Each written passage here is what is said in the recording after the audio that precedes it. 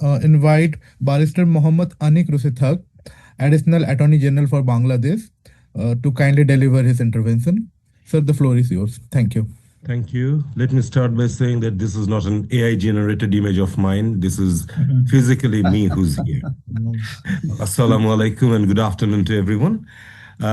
400 years ago, Shakespeare wrote Macbeth in honor of King James VI of Scotland and staged an act depicting the Gowrie conspiracy, one of the most famous unsolved mysteries.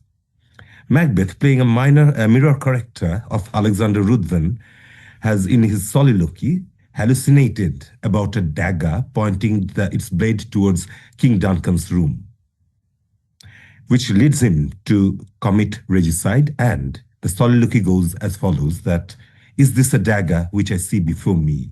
I have thee not, and yet I shall see.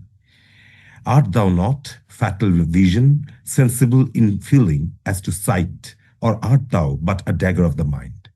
For that dagger was never retrieved from the turret of the Gowrie house.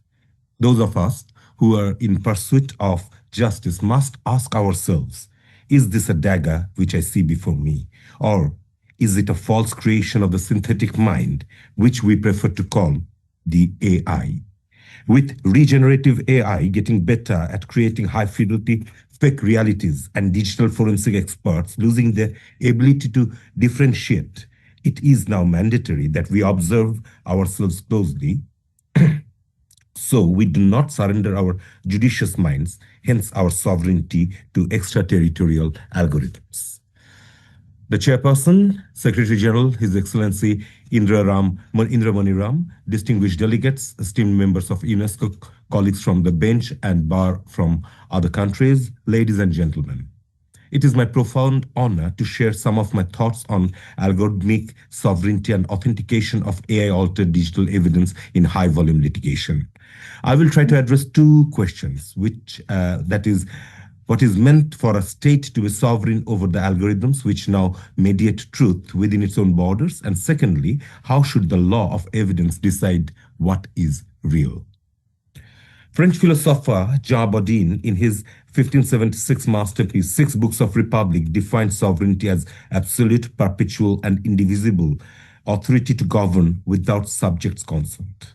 It hardened into a concept of modern state in 1648 of Treaty of Westphalia, where Europe agreed after 30 years of religious conflict that within its own borders, each sovereign would have the final say and no outside power would have standing to overrule it. 70 years later, Thomas Hobbes introduced us to Leviathan, the ultimate sovereign under a social contract to pull humanity out of their solitary, poor, nasty, brutish, and short life. He named it after the great sea monster Leviathan. Rousseau, a century later, relocated that authority in the people themselves, sovereignty as the general will, but kept the central purpose to settle finally and within a defined community what is law and what is fact.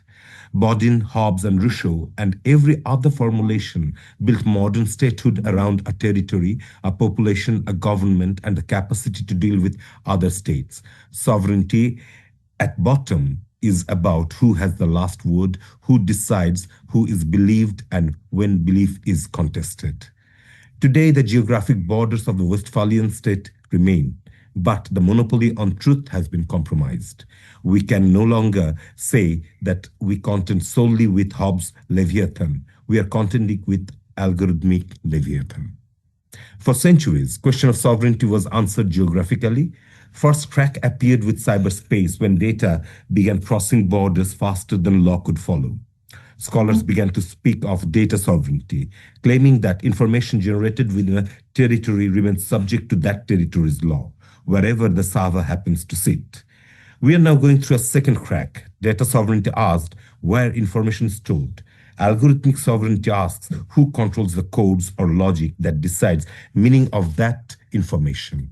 It is a nation's ability to independently design, govern, and control the decision-making logic of algorithmic systems and artificial intelligence. Scholars increasingly treat this whole concept as sitting at the intersection of political philosophy, technology studies, ethics, law, post-colonial or neo-colonial theory. Now, the sovereignty is susceptible to model trained on data none of us knew or choose, running on infrastructure few of us own, and exhibiting false creation no less convincing than anything the box could summon. Our rules of evidence, as per Daubier and Fry standards, are artisanal. They require a human judge to look at a piece of evidence, hear an expert, and rule in due course. In high-volume litigation like mass torts, automated debt collection, small claims, summary offenses, the system relies on velocity.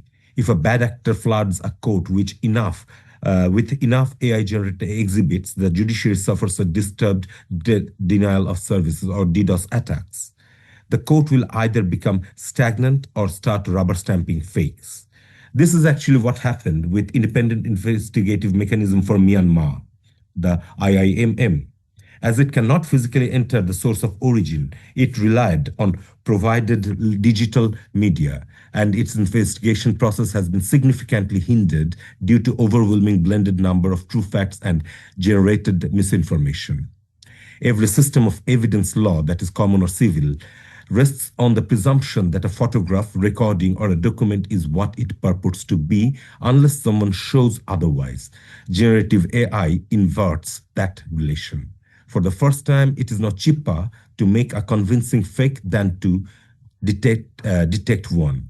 This new paradigm meddles with the court's ability to discern facts from fiction, upon which the right to fair trial and the entire justice apparatus relies on.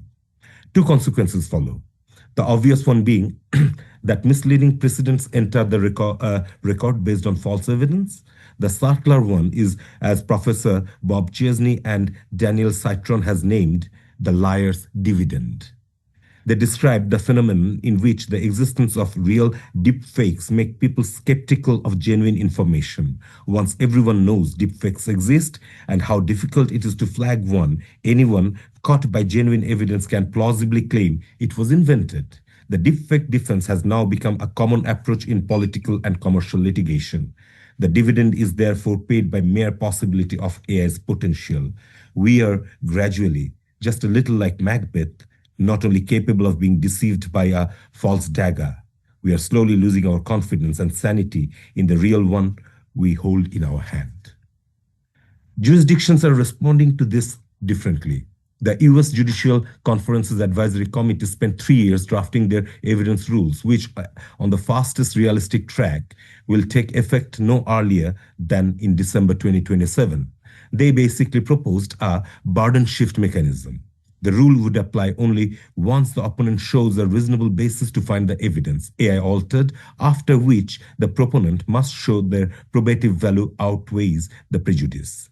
The EU has taken an ex-ante approach, or upstream approach. The recent 2026 digital omnibus amendments require the providers, which are the companies like OpenAI, Midjourney, 11 Labs that create generative AI system, to embed machine-readable markings so detection software can easily trace its artificial origin. It also requires the deployers, which are the agencies, brands, media outlets, freelancers, using those tools professionally to ensure a human-readable disclosure to the end user.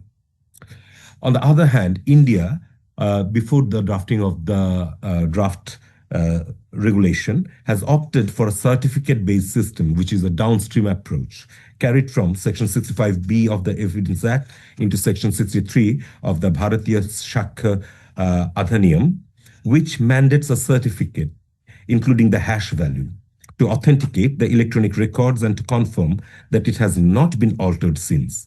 Bangladesh has also employed this technique to trace the source, but the limitation of this is that it cannot prove whether the media was already AI generated. Hash value only confirms whether the file has been changed or not since the hash was generated.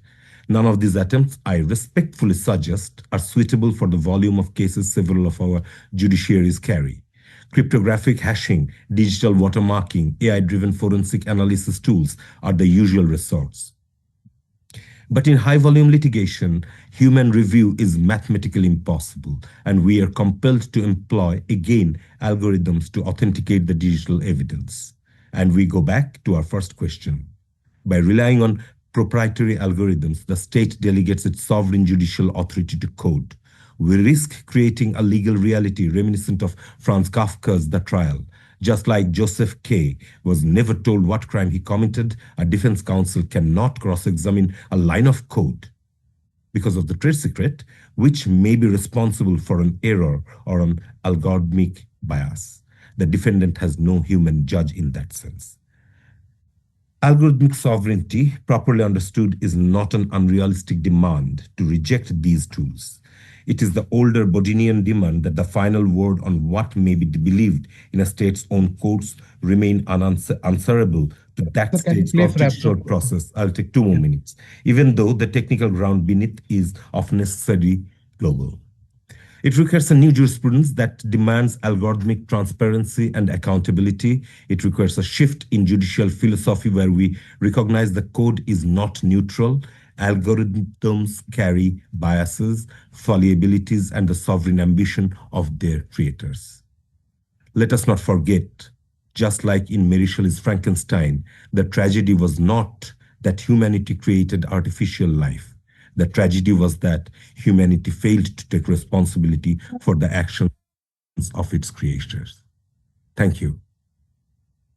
Thank you, sir, for such a thoughtful presentation.